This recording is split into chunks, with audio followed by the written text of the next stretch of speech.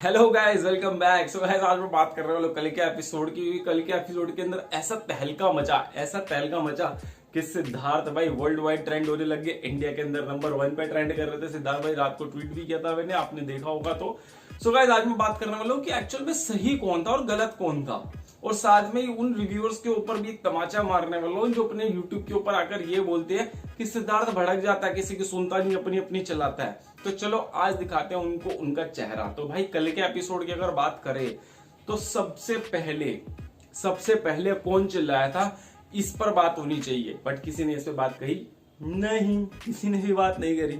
तो भाई यहाँ पर जैसा कि मैंने कल एक वीडियो डिकोड करी थी कल के एपिसोड को लेकर, उसमें मैंने बोला था कि हिना खान और गौहर खान यहाँ पे हेल्प कर रही हैं जैस्मीन को, उसको गाइड कर रही है, और सिद्धार्थ भाई उसको समझा रहे हैं। तो समझाने का तरीका देखिए सिद्धार्थ का क्या था।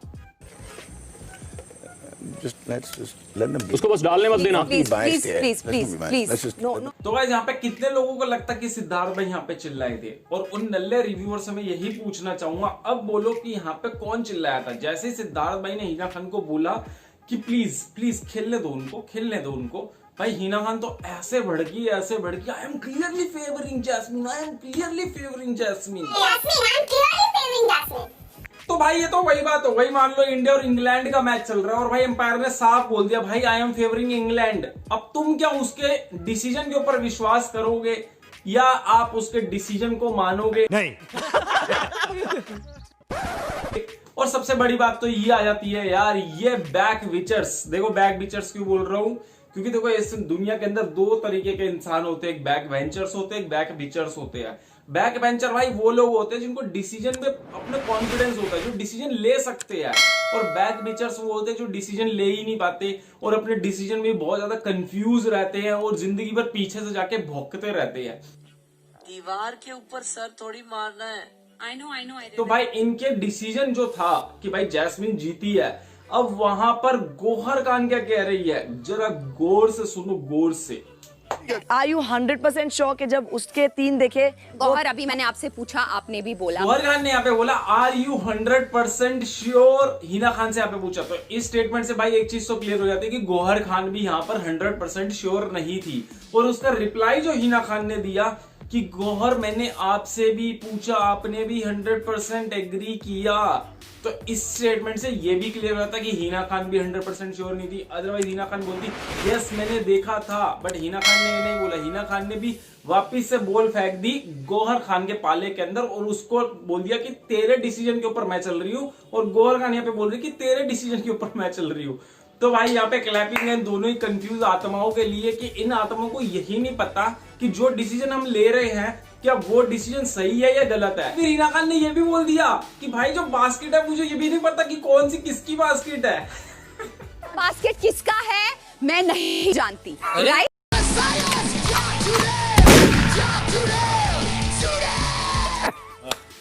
मतलब सिद्धार्थ भाई भी पीछे खड़े होकर हंस रहे थे इन कंफ्यूज आत्माओं के ऊपर और सोच रहे होंगे कि यार कितनी पागल लड़कियां है जिस डिसीजन के पीछे लड़ रही है। गौहर खान पहले हिना खान से पूछ रहे कि आप 100% श्योर हो, और हिना खान गौहर खान को ये बोल रही है कि मैंने जब आपसे पूछा तो आपने भी एग्री किया था। और फिर हिना खान बोलती है कि मुझे नहीं पता ये बास्केट किसकी है, और थोड़े टाइम पहले बोल रही थी मैं क्लियरली सपोर्ट कर रही हूँ जैस्मीन को, और उसके बाद उससे भी पलट गई। वन साइडेड नहीं। ठीक है करते यहाँ पे सिद्धार्थ भाई ने बोले जाओ ले लो अपना डिसीजन, जी लो अपनी जिंदगी, तुम्हारे डिसीजन के साथ ही मैं हूँ। मगर उसके बाद भी इनसे डिसीजन नहीं लिया जाता, हिम्मत ही नहीं पड़ती थी इन लोगों में। क्योंकि भाई ये देखो ये एक सिम्टम होता है बैक पिक्चर्स का कि वो डिसीजन ले ही नहीं पाते। और उसके बाद क्या होता है, अरे बिग बॉस कितना शाम का कितने टाइम हो गया था, सुबह मतलब सुबह हो रही थी और सुबह से शाम हो गई थी, तब तक इन लोगों ने डिसीजन नहीं लिया था। बिग बॉस क्या टाइम हो रहा था भाई? शाम 6:15 बजे। हाँ, शाम के 6:15 बजे। तो भाई शाम के 6:15 बज गए, सुबह का टास्क स्टार्ट हुआ है और 10 मिनट बाद ही सिद्धार्थ भाई बोल गए थे कि जाओ जी लो अपनी जिंदगी, ले लो अपना डिसीजन। मगर शाम के 6:15 होने को आए, इन लोगों से डिसीजन नहीं लिया गया। अब रुबीना खान यहाँ पे जन आंदोलन छेड़ती हुई, वोन पावर दिखाती हुई आ गई है समझाने के लिए कि एक्चुअल में बास्केट होता क्या है। तो इन लोगों को इतनी समझ में नहीं आ रही जो गौहर खान बोल रही है कि it's a part of basket, मतलब कि ये बास्केट है। तो मतलब कि अगर मैं कार का टायर निकाल देता हूं जो कि पार्ट ऑफ कार था तो वो भी कार हो जाएगा इनके लॉजिक के अकॉर्डिंग। और सिद्धार्थ भाई इनको यही समझा रहे थे कि बास्केट जो है अगर आपने उसको फाड़ दिया, उसके चीथड़े चीथड़े कर दिए, तो अब तो वो आपके पास नेट के टुकड़े बचे हैं ना, अब तो वो आपके एक तरीके का रॉ मटेरियल हो गया। अगर बिग बॉस का भी ऐसे ही दिमाग चलता है गौहर खान वाला, तो भाई बिग बॉस का सोचो कितना पैसा बच जाता है, क्योंकि रॉ मटेरियल तो सस्ता आता है और प्रोडक्ट महंगा आता है। तो बिग बॉस भी उनको नेट पकड़ा देते और नेट के बोलते कि झोली बनाओ अपना और झोली के अंदर डालते रहो। मगर बिग बॉस ने यहाँ पे बास्केट क्यों दी और बास्केट के ऊपर फोटो क्यों लगाई? तो भाई कोई तो कॉन्सेप्ट होगा, बिग बॉस के भी लॉजिक थोड़ा समझ लिया करो, अपनी ऊत बुद्धि लगानी है इन लोगों को। और भाई वहां पे लग गए इस डिबेट के ऊपर कि भाई नेट क्या होता है और पार्ट ऑफ नेट क्या होता है और बास्केट क्या होती है, और बास्केट के ऊपर अगर फोटो नहीं है तो क्या होती है। मतलब कितनी कंफ्यूज्ड आत्मा ये लोग, इनसे डिसीजन नहीं लिया जाता।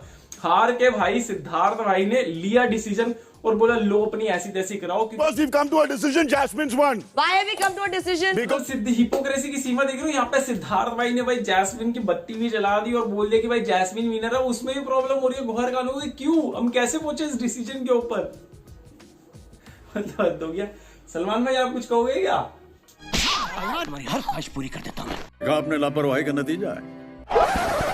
अगर आपने नोट किया हो वहां पे सिर्फ सिद्धार्थ भाई अकेले अड़े हुए थे इस डिसीजन के ऊपर और सिद्धार्थ का सपोर्ट कोई नहीं कर रहा था। यहाँ पे बहुत ही अच्छा मौका हो सकता था, खासकर निशांत, शहजाद, जितने भी नए लड़के हैं अपने घर के अंदर, जितने भी नई लड़कियां, उन लोगों के लिए कि वो सिद्धार्थ अगर सपोर्ट कर देती तो सोचो भाई कितने पॉइंट बन जाते। मगर नहीं भाई, इन लोगों ने बीच में पड़ना जरूरी नहीं समझा और छोड़ दिया है, हीरो बनने का मौका छोड़ दिया इन लोगों का। तो मैंने इतने सारे आपको जो सबूत दिए कि कितने ही कंफ्यूज्ड आत्माएं थी, मगर सिद्धार्थ यहाँ पे डटे हुए थे कि नहीं भाई अगर वो बास्केट फट गई तब वो नेट हो गया, वो पार्ट ऑफ बास्केट था बट नॉट अ बास्केट। तो भाई एंड में डिसीजन बैक बेंचर्स तो फिर भी नहीं ले पाई और बैक बेंचर ने ही डिसीजन पे मोहर लगाई और डिसीजन ले दिया और जैस्मिन को यहाँ पे घोषित कर दिया रानी, मतलब कि विजयी बना दिया। तो भाई ऐसा दोनों ही लड़कियों ने बहुत ही खेल जबरदस्त दिखाया, यहाँ पे जीत का जज्बा भी बहुत तगड़ा दिखाया। दोनों ने ही हार नहीं मानी थी एंड तक, एंड में बिग बॉस को हार माननी पड़ गई थी और बजर दबाना पड़ गया था। तो मेरे लिए तो यार दोनों ही विनर है और सिद्धार्थ भाई का जो डिसीजन था एकदम करेक्ट था, मैं उसके साथ में हूँ।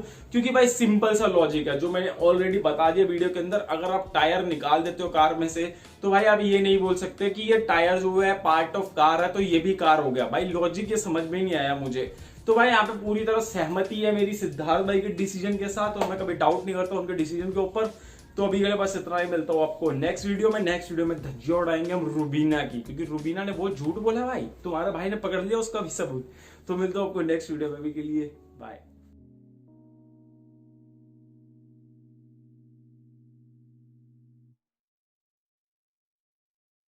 What we do here is go back.